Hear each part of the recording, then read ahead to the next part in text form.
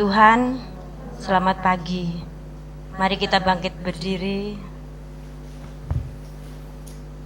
Sebelum kita mulai beribadah, mari kita deklarasikan Mazmur 91 untuk perlindungan dari Tuhan Yesus. Dalam lindungan Allah, orang yang duduk dalam lindungan yang maha tinggi dan bermalam dalam naungan yang maha kuasa akan berkata kepada Tuhan, tempat perlindunganku dan kubu pertahananku, Allahku yang kupercayai. Sungguh dialah yang akan melepaskan engkau dari jerat penangkap burung, dari penyakit sampar yang busuk. Dengan kepaknya ia akan menudungi engkau, di bawah sayapnya engkau akan berlindung. Kesetiaannya ialah perisai dan pagar tembok. Engkau tak usah takut terhadap kedahsyatan malam, terhadap panah yang terbang di waktu siang, terhadap penyakit sampar yang berjalan di dalam gelap, terhadap penyakit menular yang mengamuk di waktu petang. Walau 1000 orang rebah di sisimu dan 10.000 di sebelah kananmu, tetapi itu tidak akan menimpamu. Engkau hanya menontonnya dengan matamu sendiri dan melihat pembalasan terhadap orang-orang fasik. Sebab Tuhan ialah tempat perlindunganmu, yang maha tinggi telah kubuat tempat perteduhanmu. Malapetaka tidak akan menimpa kamu, dan tulah tidak akan mendekat kepada kemahmu, sebab malaikat-malaikatnya akan diperintahkannya kepadamu untuk menjaga engkau di segala jalanmu. Mereka akan menentang engkau di atas tangannya, supaya kakimu jangan teratup kepada batu. Singa dan ular tedung akan kau langkahi. Engkau akan menginjak anak singa dan ular naga. Sungguh hatinya melekat kepadaku, maka aku akan meluputkannya. Aku akan membentenginya sebab ia mengenal namaku. Bila ia berseru kepadaku, aku akan menjawab. Aku akan menyertai dia dalam kesesakan. Aku akan meluputkannya dan memuliakannya. Dengan panjang umur akan ku kenyangkan dia, dan akan ku perlihatkan kepadanya keselamatan daripadaku. Amin. Berikan tepuk tangan terbaik untuk Tuhan kita yang luar biasa. Shalom semuanya. Shalom. Gimana kabarnya saudara? Luar biasa. Luar biasa. Ayo lihat kanan kiri ya, katakan engkau sungguh luar biasa. Haleluya. Mari kita persatukan hati kita akan memulai ibadah kita. Shakala barata kala bashikila barata kala barata kala barata kala bashakala barata kala shikila barata kala barata kala barata kala bashakala barata kala bash hushikila barata kala la la la la la la la barata kala bash shikila la la la la la la la barata kala bashakala barata kala bash Shakala la la la la la la barata kala la la la la la la barata kala la la la la la la la barata kala Mari kita menyembah Tuhan. Shakala la la la la la la la la barata kala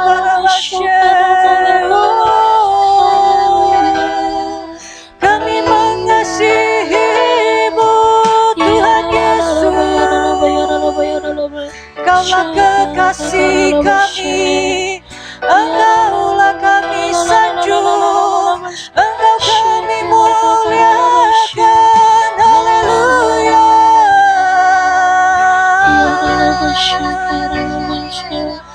Terima kasih Tuhan, terima kasih Yesus, haleluya.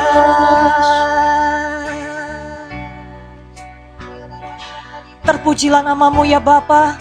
Kami bersyukur Tuhan, Engkau mengundang Tuhan setiap kami Tuhan datang ke tempat ini Tuhan untuk memuji dan menyembah Engkau ya Bapa. Kami percaya Engkau akan memberkati Tuhan setiap kami yang hadir Tuhan di tempat ini ya Bapa. Bahkan teman-teman kami Tuhan yang akan mengikuti Tuhan ibadah online ya Bapa, dimanapun mereka berada ya Bapa. Kami percaya Tuhan perlindungan-Mu sempurna Tuhan menyertai setiap kami di dalam nama Tuhan Yesus Kristus. Satukan hati kami Tuhan dimanapun kami berada ya Bapa. Karena tujuan kami Tuhan, kami ingin Tuhan, kami rindu Tuhan menyenangkan hati-Mu Tuhan lewat pujian penyembahan kami ya Bapa. Terima kasih ya Tuhan Yesus, beracara Tuhan di tengah-tengah kami ya Bapa, dari awal pertengahan sampai akhir ya Bapa. Tidak ada satupun Tuhan yang Kau lewatkan Tuhan, tapi kami percaya Engkau ya Bapa akan menyentuh Tuhan setiap hati kami ya Bapa, sehingga kami tinggal di dalam Engkau dan Engkau tinggal di dalam setiap kami ya Bapa. Terima kasih ya Bapa untuk kasih-Mu Tuhan. Terima kasih Tuhan untuk segalanya yang Kau berikan Tuhan di dalam hidup kami ya Bapa. Kami siap Tuhan untuk menaikkan pujian penyembahan kami Tuhan. Terima kasih. Di dalam nama Tuhan Yesus Kristus kami mengucap syukur dan berdoa. Kita sama-sama katakan amin. Berikan tepuk tangan terbaik untuk Tuhan kita yang luar biasa. Silakan duduk di dalam hadirat Tuhan. Yes, Lord.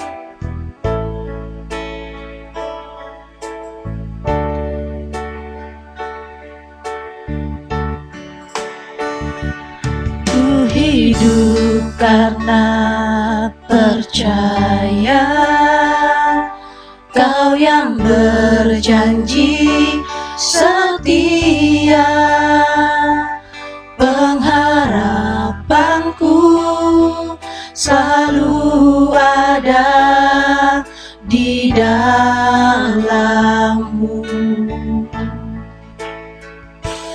Ku tidak akan menyerah meski dalam kesesakan, seluruh hidupku dalam genggaman-Mu.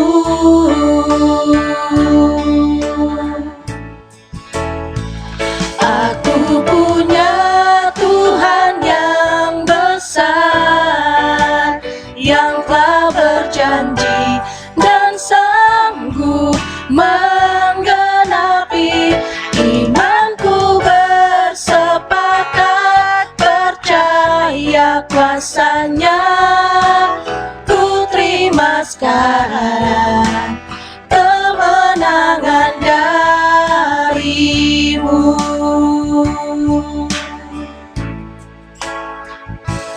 Ku hidup karena percaya Kau yang berjanji setia, pengharapanku selalu ada di dalam-Mu.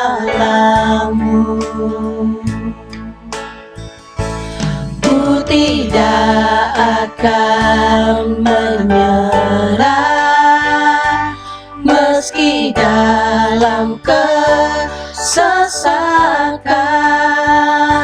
seluruh hidupku dalam genggaman-Mu.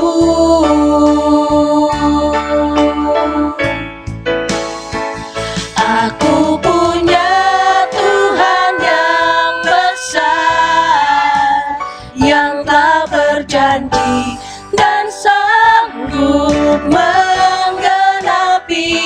Imanku bersepakat percaya kuasa-Nya. Ku terima sekarang kemenangan dari. Aku punya Tuhan. Aku punya Tuhan yang besar, yang telah berjanji dan sanggup menggenapi.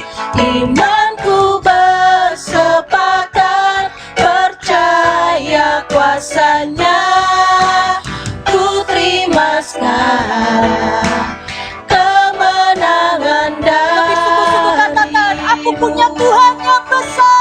Aku punya Tuhan yang besar, yang telah berjanji dan sanggup menggenapi. Imanku bersepakat percaya kuasa-Nya. Ku terima sekarang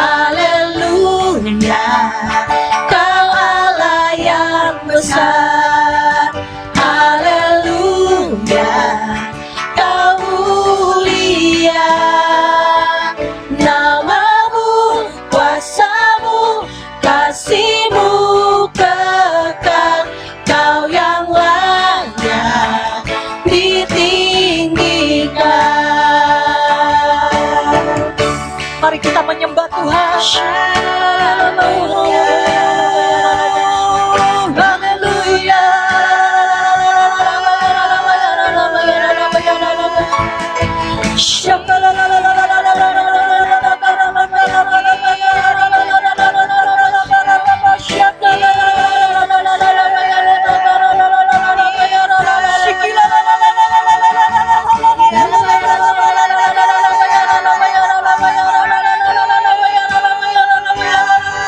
Kami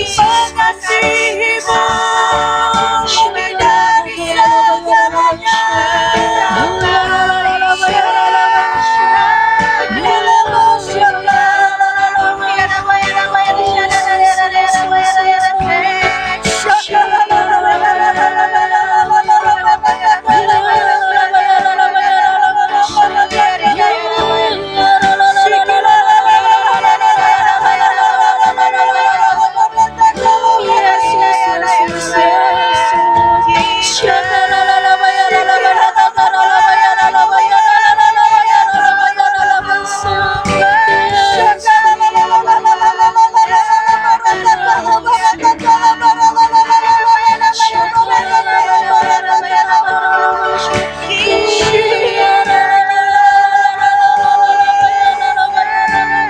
Rinduan kami Tuhan pada saat ini hanya ingin menyenangkan hati-Mu ya Bapa.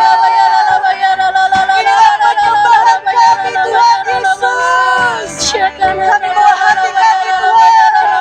Kami bawa hidup kami Tuhan kepada Engkau Tuhan.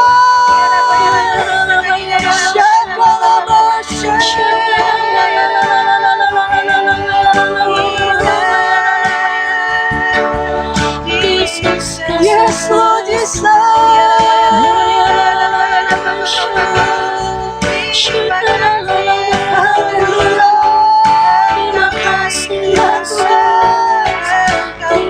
Kita katakan bersama haleluya. Haleluya, Allah yang besar. Haleluya, Kau mulia. Namamu, kuasamu, kasihmu kekal. Kau yang layak ditinggikan. Haleluya, Kau Allah yang besar. Haleluya, Kau mulia. Namamu, kuasamu, kasihmu kekal. Kau yang layak ditinggikan. Namamu, kuasamu, kasihmu kekal. Kau yang layak ditinggikan. Namamu, kuasamu, kasihmu kekal. Kau yang layak ditinggikan. Berikan tepuk tangan terbaik, katakan haleluya. Terpujilah namamu ya Bapa. Kami bersyukur Tuhan kami bisa berada di tempat ini. Kami bersyukur Tuhan kami berada di rumah-rumah Tuhan, menaikkan Tuhan penyembahan kami Tuhan kepada Engkau ya Tuhan.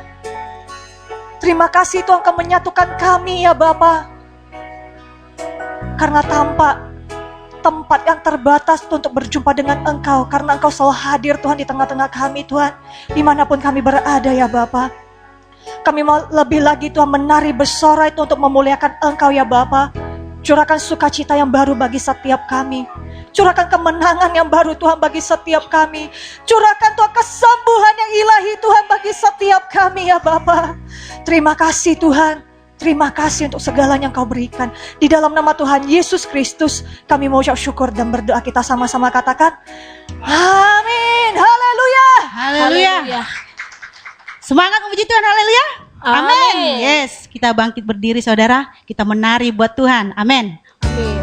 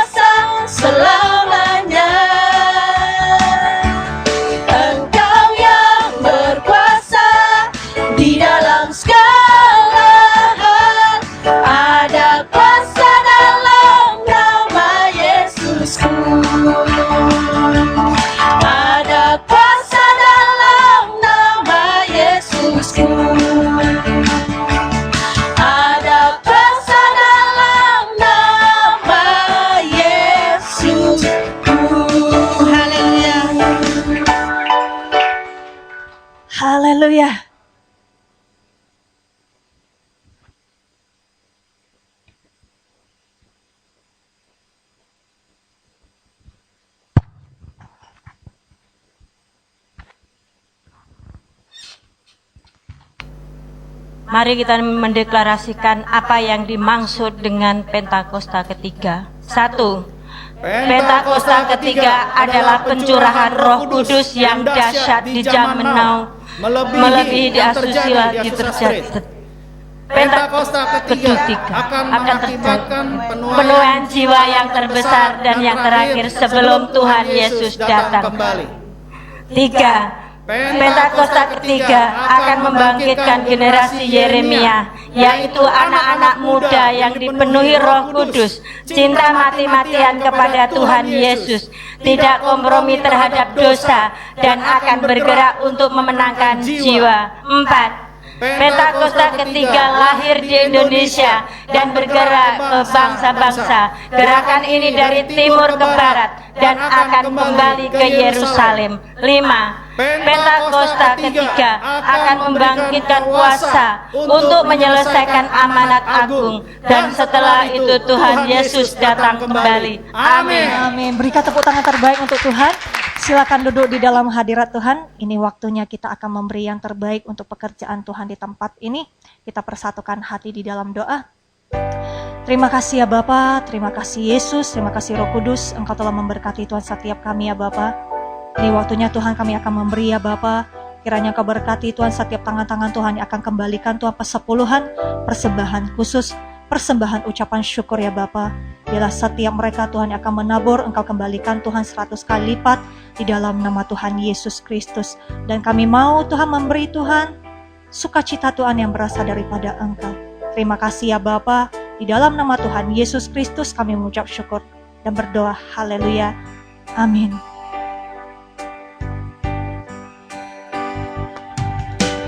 Yang terutama di dalam hidup ini, meninggikan nama Yesus. Yang terutama di dalam hidup ini, memuliakan namanya. Yang terutama, yang terutama di dalam hidup ini, meninggikan nama Yesus. Yang terutama di dalam hidup ini, memuliakan namanya. Haleluya, haleluya, saya mau cinta Yesus. Haleluya, haleluya, saya mau cinta Yesus.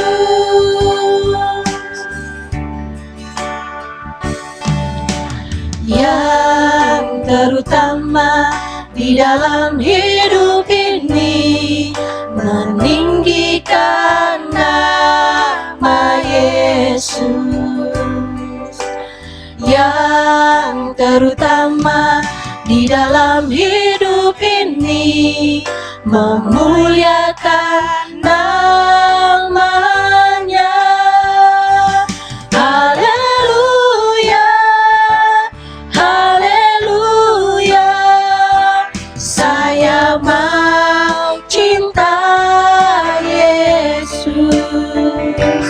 Haleluya, haleluya, saya mau cinta Yesus. Haleluya, haleluya, haleluya, saya mau cinta Yesus. Haleluya, haleluya, saya mau cinta Yesus. Biar aku siap bermain.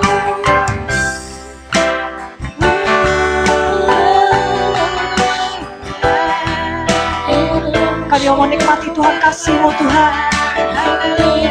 Kami Kami mau menikmati Tuhan kelemah lembutan-Mu Tuhan di tengah-tengah kami ya Bapa. Kita bebas untuk menyembah Tuhan. Bagi saudara yang mau bermazmur, yang membangkitkan bahasa roh, mari kita sama-sama. Jangan melihat kanan dan kiri, tapi kita sungguh-sungguh datang di hadapan Tuhan.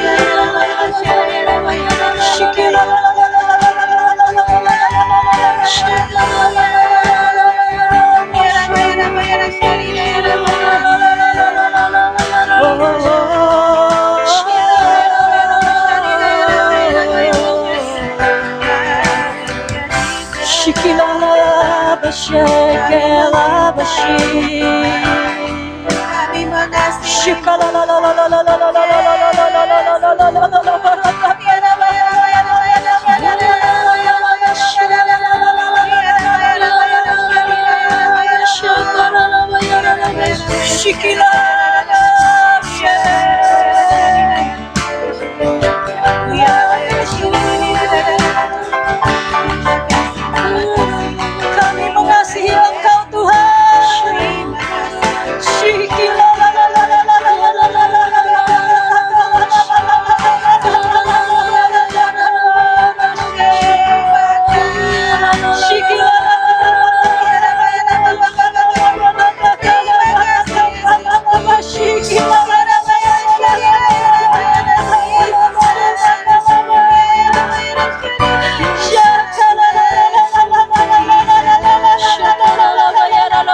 Bahkan kami lebih lagi ya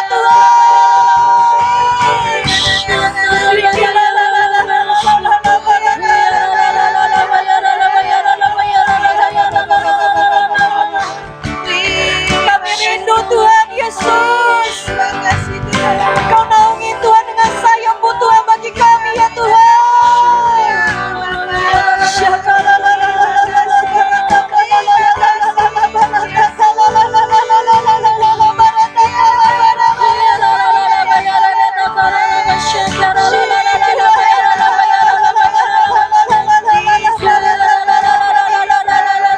Segala keletihan kami Tuhan, segala ketakutan kami Tuhan, segala kekhawatiran kami Tuhan Yesus, kami mau berserah Tuhan kepada Engkau Tuhan. Shikila barata kala la la la la barata kala basyakala barata kala syakala la la la la la barata kala basyak. Di dalam hadirat Tuhan, saya mengajak kita semua untuk bangkit berdiri bersama-sama. Angkat kedua tangan kita, serahkan hidup kita kepada Tuhan. Ya Tuhan Yesus, kita katakan bersama, haleluya, haleluya. Dengan segenap hati katakan, haleluya. Kami mau cintai Engkau Tuhan, bukan dengan kata-kata Tuhan, tapi dengan hati kami Tuhan. Haleluya, haleluya. Saya mencintai Yesus. Sungguh-sungguh katakan haleluya, haleluya, haleluya. Saya mau cinta Yesus. Haleluya, haleluya. Saya mau cinta Yesus. Haleluya, haleluya. Saya mau cinta Yesus. Haleluya, haleluya. Saya mau cinta Yesus. Haleluya, haleluya. Saya mau cinta Haleluya, haleluya. Saya mencintai Yesus. Saya mencintai Yesus. Saya mencintai Yesus. Saya mencintai Yesus. Saya mencintai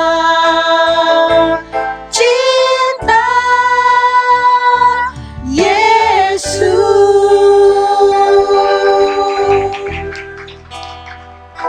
Terima kasih Tuhan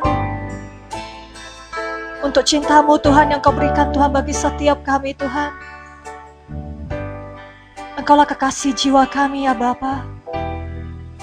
Ini setiap kami Tuhan yang rindu Tuhan untuk mendengarkan Tuhan isi hati-Mu ya Bapa. Urapi Tuhan setiap kami Tuhan, berikan kami kefokusan, kehausan, kerinduan Tuhan untuk belajar Tuhan kebenaran firman-Mu ya Bapa. Ya, kami percaya Tuhan, kepada sidang kami Tuhan Pak Niko Tuhan akan menyampaikan isi hati-Mu dan akan menjadi berkat bagi setiap kami ya Bapa. Terima kasih ya Bapa, di dalam nama Tuhan Yesus Kristus kami mengucap syukur dan berdoa. Kita sama-sama katakan amin. Silakan duduk semuanya.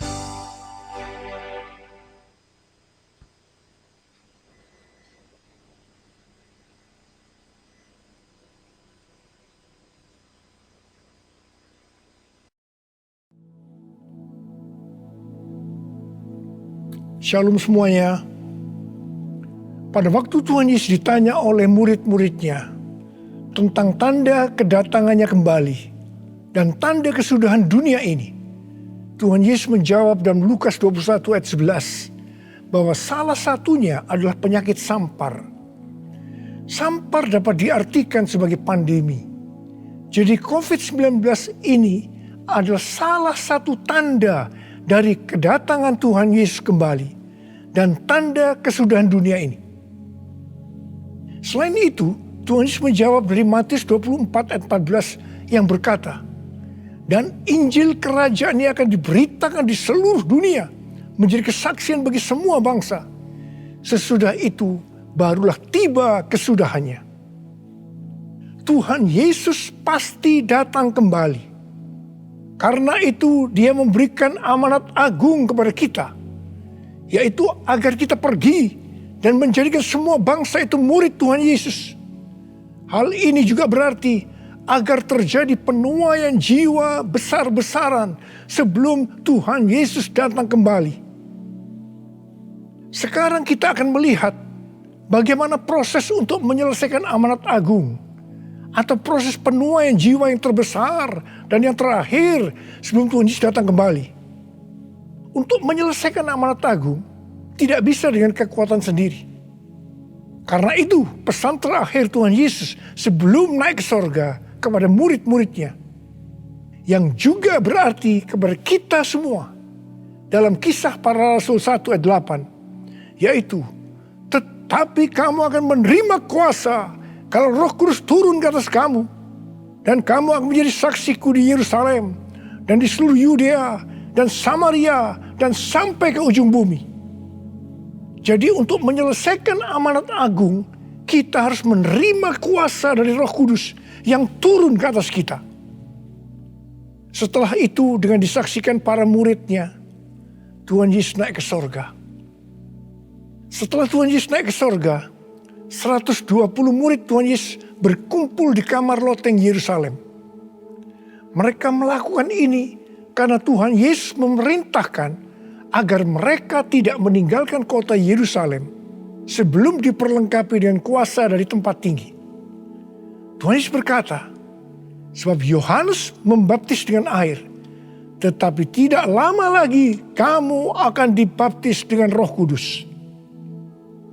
Apa yang dilakukan 120 murid di kamar loteng? Alkitab berkata bahwa mereka semua bertekun dengan sehati dalam doa bersama-sama. Artinya mereka berdoa, memuji dan menyembah Tuhan dalam unity siang dan malam. Ini adalah prinsip restorasi Pondok Daud. Ini adalah prinsip menara doa. Setelah 10 hari mereka melakukan hal itu, Maka pada hari raya Pentakosta, tiba-tiba turunlah dari langit suatu bunyi seperti tiupan angin keras yang memenuhi seluruh rumah di mana mereka duduk. Dan tampaklah lidah-lidah seperti nyala api yang bertebaran dan hinggap kepada mereka masing-masing. Maka penuhlah mereka dengan Roh Kudus. Lalu mereka mulai berkata-kata dalam bahasa-bahasa lain, seperti yang diberikan oleh Roh itu kepada mereka untuk mengatakannya. Itu adalah bahasa Roh. Jadi tanda awal orang yang dibaptis dengan Roh Kudus adalah mereka akan berbahasa Roh. Apa yang terjadi setelah murid-murid Tuhan Yesus dipenuhi dengan Roh Kudus? Hal yang pertama, Petrus berkhotbah sekitar 5 menit. Dan kira-kira 3.000 orang bertobat dan dibaptis. Petrus berkhotbah dengan kuasa Roh Kudus. Pada zaman itu, populasi penduduk dunia sekitar 255 juta orang. Sekarang penduduk dunia sekitar 7,8 miliar. Jadi 3.000 orang yang bertobat dan dibaptis pada waktu itu setara dengan sekitar 91.000 orang pada saat ini. Saya percaya hal ini juga bisa terjadi seperti pada waktu itu. Hal yang kedua, setelah murid-murid Tuhan Yesus dipenuhi dengan Roh Kudus, mereka dipakai untuk menyatakan tanda-tanda dan mujizat sehingga banyak orang yang bertobat. Petrus dan Yohanes menyembuhkan orang lumpuh sejak lahir. Bayangan Petrus bisa menyembuhkan orang sakit. Sapu tangan atau kain yang pernah dipakai Paulus, jika diletakkan pada orang sakit atau yang dirasuk setan, maka orang itu akan sembuh. Dalam Markus 16 ayat 15 sampai dengan 18, Tuhan Yesus berkata bahwa kalau kita pergi untuk memberitakan Injil, maka tanda-tanda dan mujizat akan menyertai kita. Sejak tahun 2006, saya diperintahkan oleh Tuhan untuk mengadakan kebaktian kesembuhan ilahi. Selama 13 tahun, saya sudah mengadakan 318 kali kebaktian kesembuhan ilahi. Setiap kali saya berkhotbah, pasti saya memberitakan Injil. Tanda-tanda dan mujizat terjadi. Saya diizinkan Tuhan untuk melihat dan mengalami mujizat seperti yang dilakukan oleh Tuhan Yesus 2000 tahun yang lalu. Hal yang ketiga, setelah murid-murid Tuhan Yesus dipenuhi dengan Roh Kudus, maka cara hidup mereka berubah. Sehingga banyak orang bertobat. Yang pertama, mereka bertekun dalam pengajaran rasul-rasul dan dalam persekutuan.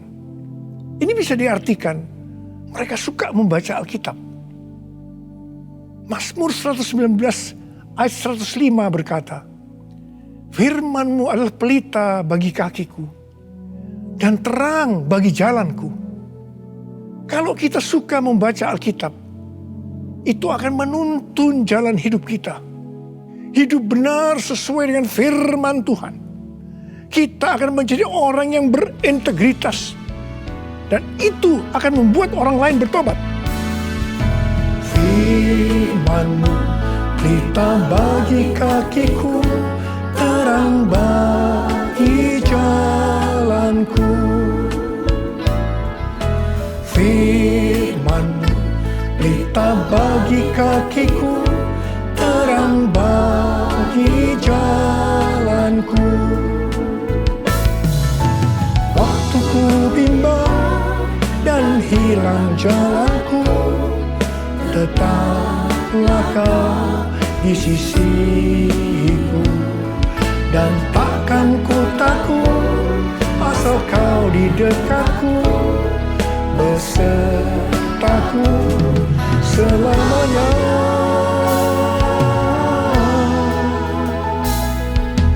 Firman pelita bagi kakiku, terang bagi jalanku. Terang bagi jalanku, terang bagi jalanku.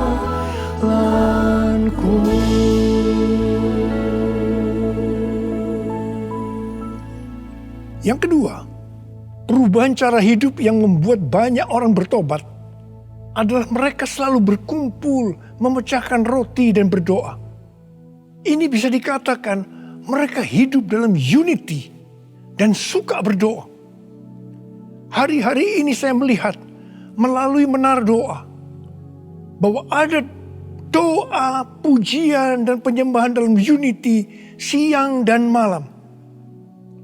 Saya melihat melalui Third Pentecost Azusa Street Prayer Tower ada doa yang bertalu-talu untuk pencurahan Roh Kudus yang dahsyat melalui Pentakosta ketiga. Saya percaya kalau Tuhan sudah berikan kepada kita beban untuk berdoa seperti ini, maka ini merupakan tanda bahwa Pentakosta ketiga yang dahsyat akan turun dan akan terjadi penuaian jiwa yang terbesar dan yang terakhir sebelum Tuhan Yesus datang kembali. Saya juga percaya Pentakosta ketiga akan membangkitkan generasi Yeremia, yaitu anak-anak muda yang dipenuhi Roh Kudus, cinta mati-matian kepada Tuhan Yesus, tidak kompromi terhadap dosa, dan akan memenangkan banyak jiwa. Yang ketiga, perubahan cara hidup jemaat yang membuat banyak orang bertobat, yaitu karena mereka suka memberi, sehingga tidak ada yang berkekurangan. Dalam kondisi krisis ekonomi akibat pandemi hari-hari ini, justru Tuhan menghendaki agar kita suka memberi. Alkitab berkata, adalah lebih berbahagia memberi daripada menerima. Lukas 6 ayat 38 berkata, berilah dan kamu akan diberi. Suatu takaran yang baik, yang dipadatkan, yang digoncang, dan yang tumpah keluar akan dicurahkan ke dalam ribaanmu. Sebab ukuran yang kamu pakai untuk mengukur akan diukurkan kepadamu. Saudara, kita akan memberikan dengan ukuran ini. Katakan kita akan memberikan beras. Kita isi ini dengan beras. Setelah penuh, kita tekan. Digoncang-goncang. Permukaannya turun enggak? Turun. Tambah lagi berasnya. Tekan lagi. Digoncang-goncang. Masih turun, tambahi lagi beras. Digoncang-goncang, ditekan. Kalau sudah tidak turun lagi, masih ditambah ini. Tambah sampai tumpah-tumpah keluar. Dan itulah yang akan dicurahkan ke dalam ribaanmu. Saudaraku yang kasih Tuhan, ini berarti kalau kita memberikan dengan ukuran ini, Tuhan akan memberikan kepada kita mungkin 100 kali lipat dari ini. Katakan amin. Haleluya. Aku percaya berkat-Mu atasku melimpah, kebajikan, kemurahan selalu mengikutiku. Ku puji, ku sembah Kau Tuhan. Ku puji, ku sembah Kau Tuhan. Ku puji, ku sembah Kau Yesus. Yang keempat, perubahan cara hidup jemaat yang membuat banyak orang bertobat, yaitu mereka selalu bergembira dengan tulus hati sambil memuji Allah. Hidup dengan tulus hati artinya hidup sebagai orang yang berintegritas. Jadi perubahan-perubahan yang terjadi dalam cara hidup jemaat yang membuat banyak orang bertobat adalah mereka suka membaca Alkitab. Mereka suka berdoa. Mereka hidup dalam unity. Mereka suka memberi. Mereka suka memuji Allah dan bergembira. Tulus hati atau hidup berintegritas. Dikatakan bahwa mereka disukai semua orang. Dan tiap-tiap hari jumlah orang yang diselamatkan bertambah. Haleluya.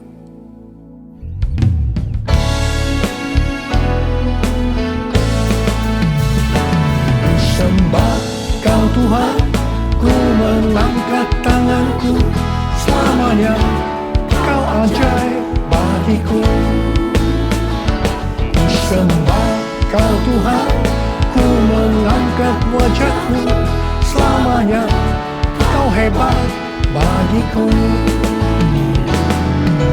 Haleluya, haleluya,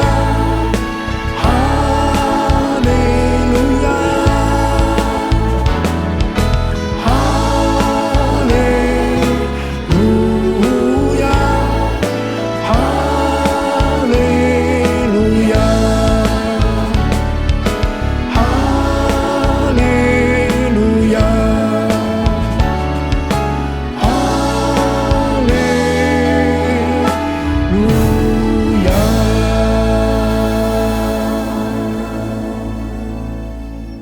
Saya percaya mereka menganggap bahwa pola penuaian jiwa hanya seperti itu.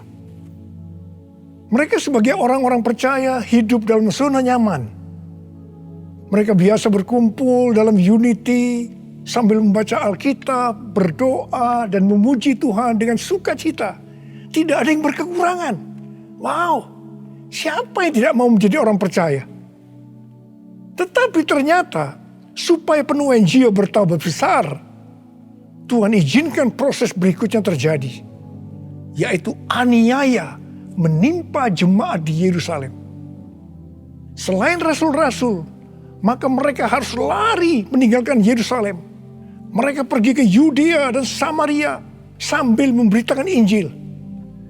Jadi kalau tadinya penuaian jiwa hanya terjadi di Yerusalem saja, sekarang menyebar ke seluruh Yudea dan Samaria. Dan pola penuaian jiwa yang seperti ini masih terjadi sampai hari ini. Saya teringat kesaksian yang pernah saya dengar dari Gus Dur. Beliau pernah berkata, orang Kristen itu jangan ditekan-tekan. Sebab kalau ditekan, mereka akan meledak. Justru kalau dibiarkan dalam zona nyaman, mereka tidak akan berkembang. Karena itu, Tuhan izinkan hari-hari ini penderitaan, aniaya itu terjadi di antara orang-orang percaya. Supaya terjadi penuaian jiwa yang lebih besar. Saya percaya melalui masa pandemi COVID-19 yang membuat kita tidak nyaman. Banyak mengalami tekanan-tekanan. Ada yang mengalami sakit, bahkan ada yang meninggal. Tetapi justru ini akan mempersiapkan penuaian jiwa yang terbesar dan terakhir dalam era Pentakosta ketiga ini. Sebelum Tuhan Yesus datang kembali. Melalui semuanya ini, mari kita katakan bersama-sama, Tuhan Yesus, Engkau baik. Engkau sungguh baik dan sangat baik. Taruh tangan di dada kita kepada saya. Kepada saya. All my life you have been faithful. All my life you have been so good. With every breath that I am able, I will sing of the goodness of God. All my life you have been faithful. All my life you have been so good. With every breath that I am able, I will sing of the goodness of God. I will sing of the goodness of God. I will sing of the goodness of God.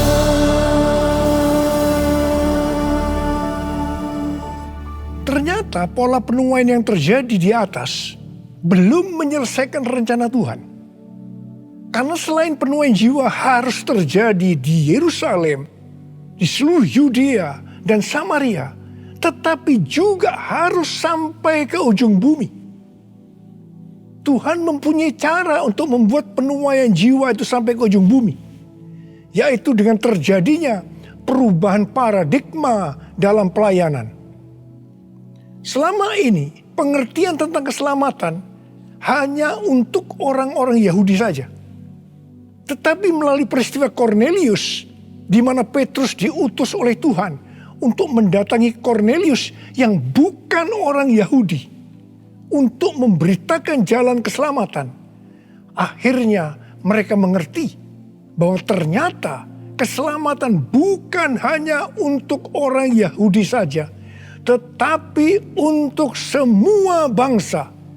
Dan ini mengakibatkan terjadinya penuaian jiwa besar-besaran. Haleluya. Jadi, mereka tidak hanya mengabarkan Injil di Yerusalem, Yudea, dan Samaria saja. Tapi sekarang mereka, termasuk kita juga, pergi ke seluruh dunia. Proses perubahan paradigma dalam pelayanan itu tidak mudah.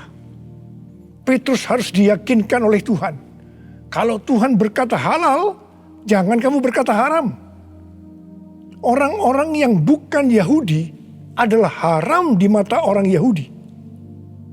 Proses itu masih terus berlanjut untuk memberikan pengertian kepada orang-orang Yahudi, golongan bersunat dan juga orang-orang Farisi yang sudah bertobat, di mana mereka berpendapat bahwa orang yang bukan Yahudi yang percaya kepada Tuhan Yesus harus disunat dan diwajibkan mengikuti hukum-hukum Musa. Tetapi melalui sidang di Yerusalem, akhirnya mereka mengerti dan bisa menerima bahwa keselamatan bukan hanya untuk orang-orang Yahudi saja, tapi untuk semua bangsa.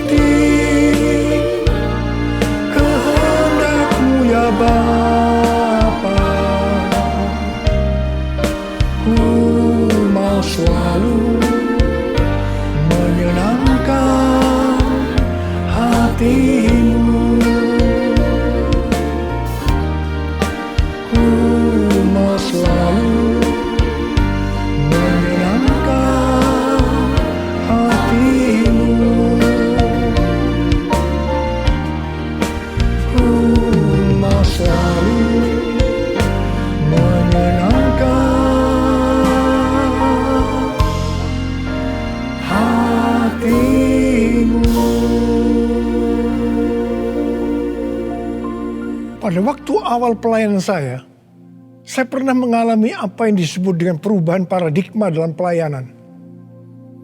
Jadi pengertian orang-orang Kristen pada waktu itu adalah kalau beribadah hari Minggu harus di gedung gereja.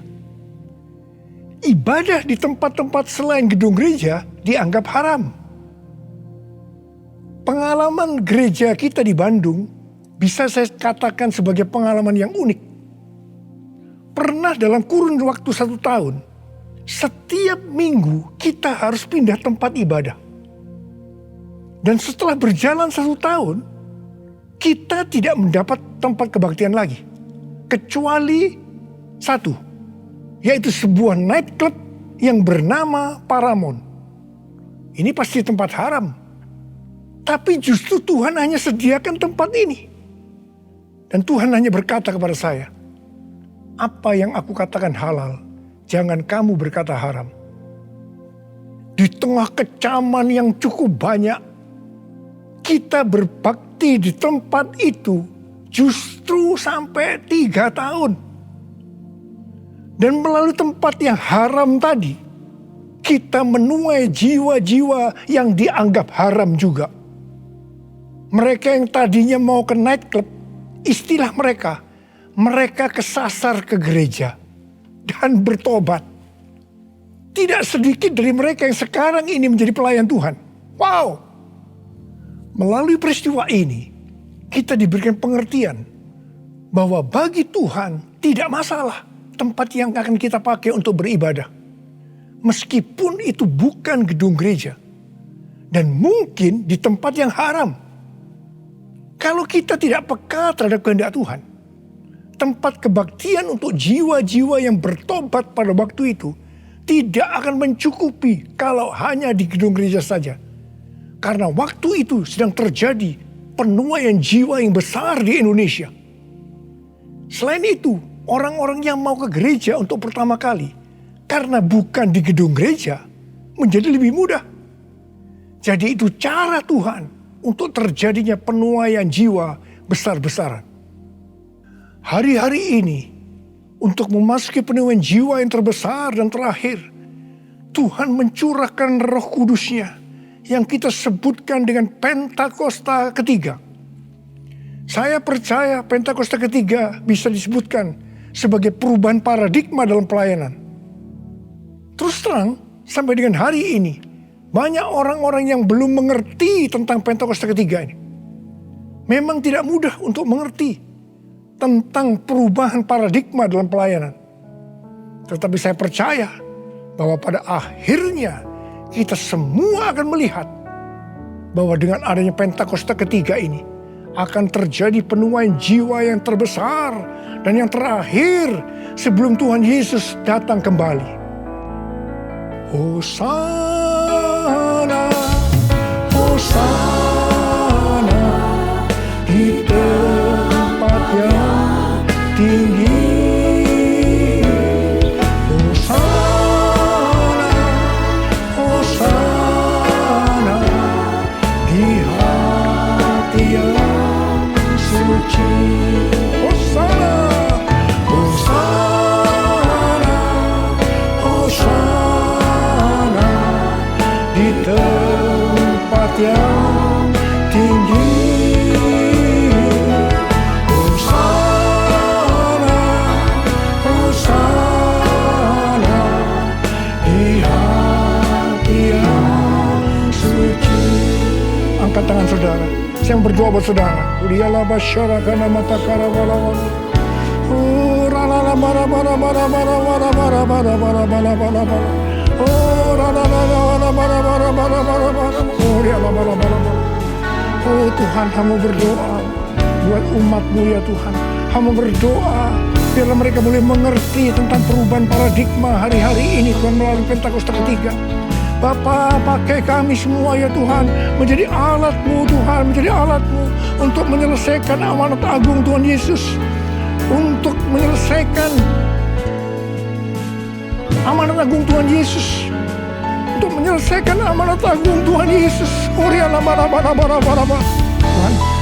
curahkan pengurapan-Mu saat ini kepada kami. Terima pengurapan Tuhan. Terima. Terima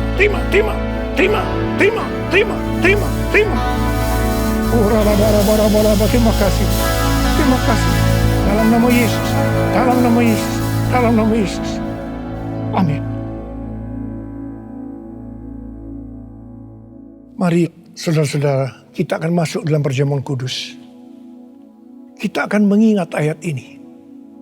Sebab setiap kali kamu makan roti ini dan minum cawan ini, kamu memberitakan kematian Tuhan sampai Ia datang. Perjamuan kudus adalah perjamuan Tuhan Yesus sendiri. Setiap kali kita masuk dalam perjamuan kudus, Tuhan Yesus selalu berkata, biarlah ini menjadi peringatan akan daku. Karena itu, mari arahkan hati dan pikiran kita kepada kebaikan Tuhan. Mari kita tundukkan kepala. Tuhan Yesus, ya Bapa, siapakah kami sebelum kami mengenal Engkau? Kami semua orang berdosa, upah dosa adalah maut, mati. Tapi Engkau yang tidak berdosa telah dijadikan dosa oleh karena kami. Engkau harus turun dari sorga mulia, mati ganti kami dengan penderitaan yang luar biasa. Sungguh kalau kami pikirkan betapa baiknya Engkau Tuhan, betapa baiknya Engkau ya Aba. Engkau jadikan kami sebagai anak-anak-Mu. Engkau yang memberkati, Engkau menuntun, Engkau membela, Engkau melindungi, Engkau menyembuhkan kami. Engkau juga menegur kalau kami salah. Itu Engkau ya Aba. Itu Engkau ya Aba. Betapa baiknya Engkau itu. Saudara, Tuhan akan memberkati saudara dan saya melalui perjamuan kudus.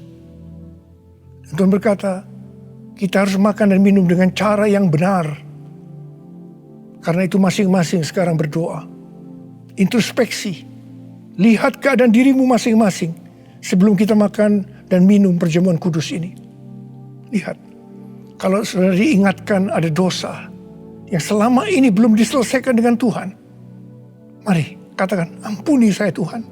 Ampuni saya. Ampuni saya Tuhan. Katakan, ampuni, ampuni. Ampuni. Ampuni kami Tuhan. Ampuni kami. Ampuni hamba-Mu. Ampuni kami semua. Bapa, terima kasih. Kau melihat anak-anak-Mu sedang meminta ampun padamu. Layakkan kami untuk masuk dalam perjamuan kudus ya Aba. Terima kasih. Dalam nama Yesus kami berdoa. Amin. Sekarang mari kita masuk dalam perjamuan kudus dengan mengangkat tangan kita dengan roti di tangan kanan kita tinggi-tinggi. Sebab apa yang telah kuteruskan kepadamu telah aku terima dari Tuhan. Yaitu bahwa Tuhan Yesus pada malam waktu ia diserahkan mengambil roti. Dan sesudah itu mengucap syukur atasnya. Yang memecah-mecahkannya. Dan berkata, inilah tubuhku yang diserahkan bagi kamu. Perbuatlah ini menjadi peringatan akan aku.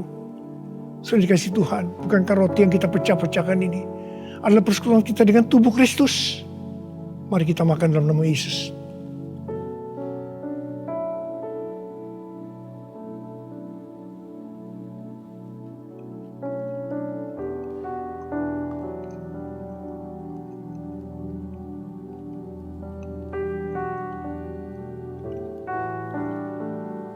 Mari angkat cawan di tangan kanan kita tinggi-tinggi. Demikian juga ia mengambil cawan sesudah makan lalu berkata, cawan ini adalah perjanjian baru yang dimeteraikan oleh darahku. Perbuatlah ini setiap kali kamu meminumnya menjadi peringatan akan aku. Sudah dikasih Tuhan, bukankah cawan pengucapan syukur yang atasnya kita ucapkan syukur adalah persekutuan kita dengan darah Yesus. Mari kita minum dalam nama Yesus.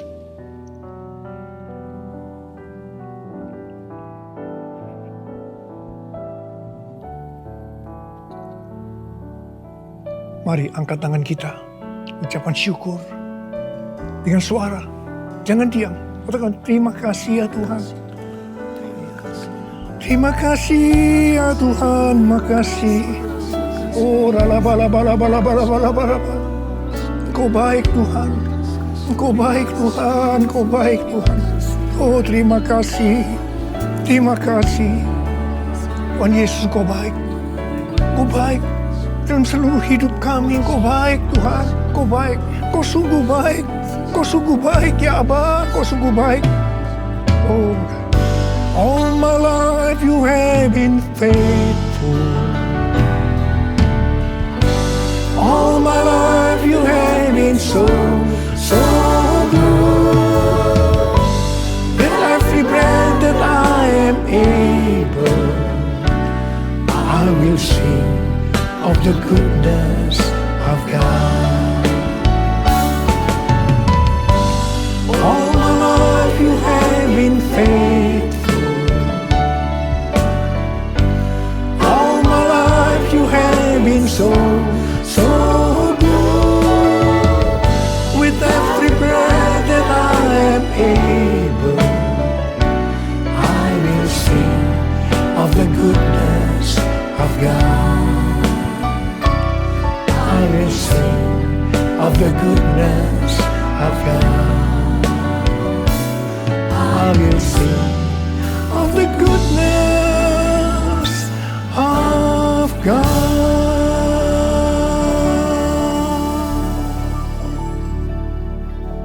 Terima kasih Abba. Terima kasih. Terima kasih. Terima kasih. Dalam nama Yesus. Amin. Mari, angkat tangan saudara. Terimalah berkat Tuhan. Kasih karunia yang berlimpah-limpah daripada Allah Bapa dalam Anak yang tunggal Yesus Kristus.